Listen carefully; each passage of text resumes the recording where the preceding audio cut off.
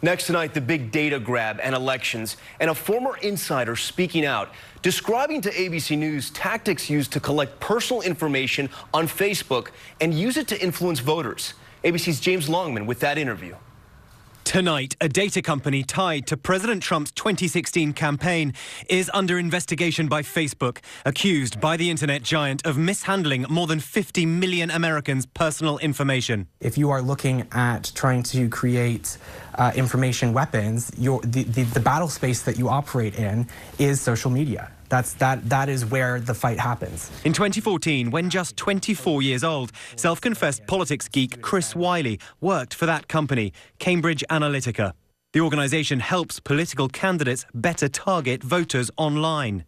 Speaking for the first time on American television, Wiley claims Cambridge Analytica, using a third party, took data from the Facebook accounts of up to 50 million Americans. Weaponizing the internet. Weaponizing the internet, absolutely. Wiley says Cambridge Analytica would create online quizzes. When Facebook users opted in to those innocent-looking tests, they were actually giving Cambridge Analytica access to not just their data, but that of all their friends. It's sort of like the digital shadow of yourself. So when you think about what you do on social media, you curate your identity. So when you like things, when you follow things, you reveal all these little clues.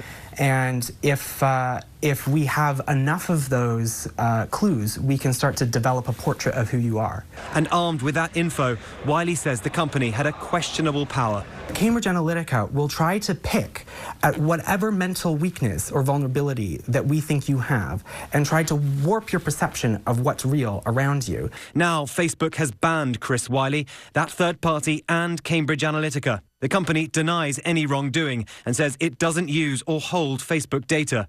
2 years later, the firm went on to work for the Trump campaign, but says it never used that data in question. The campaign itself denies using Cambridge Analytica's data, saying it relied on information from the RNC, and any claims that voter data were used from another source to support the victory in 2016 are false. But Wiley says some of the familiar phrases heard on the campaign trail were actually tested years earlier. We tested things like Drain the Swamp.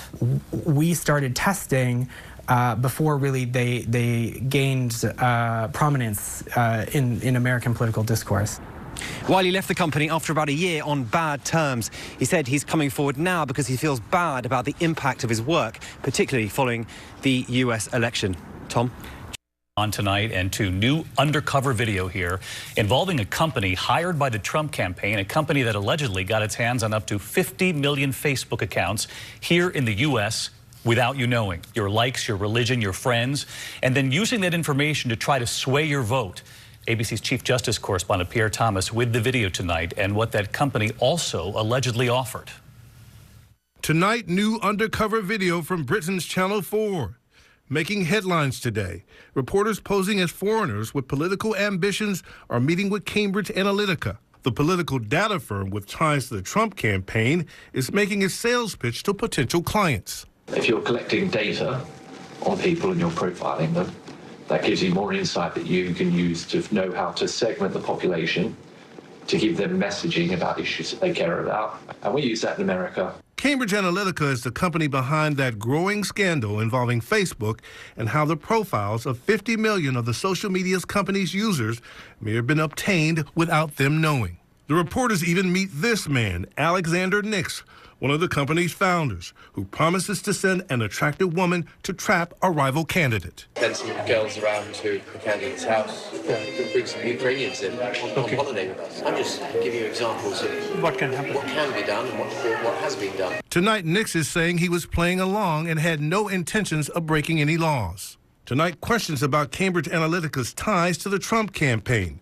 Steve Bannon helped secure early financing, and Cambridge Analytica has even touted its research in helping Trump win the presidency. Here's the founder, the same person who discusses entrapping the rival candidate, speaking at a conference. But we were able to use data to identify that there was very large quantities of persuadable voters there that could be influenced to vote for the Trump campaign. Now, with press reports surfacing, Facebook is banning the company, saying protecting people's information is at the heart of everything we do. Christopher Wiley was an early key employee of Cambridge Analytica. He left in 2014, but told ABC's James Longman that they tested some slogans long before the campaign. We tested things like Drain the Swamp. We started testing before really they gained prominence in American political discourse. Cambridge Analytica acknowledges the information was inappropriately obtained by a third party, but says it was never used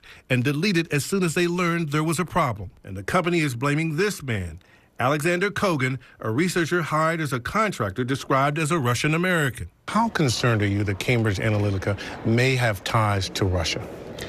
I am very concerned about Cambridge Analytica's ties potentially to Russia, but also their activities in a number of countries where I believe they've proven to be a destabilizing force. So let's get to Pierre Thomas with us live tonight from D.C. Pierre, there are concerns tonight that some of that data taken from millions of Americans and their Facebook accounts is still out there?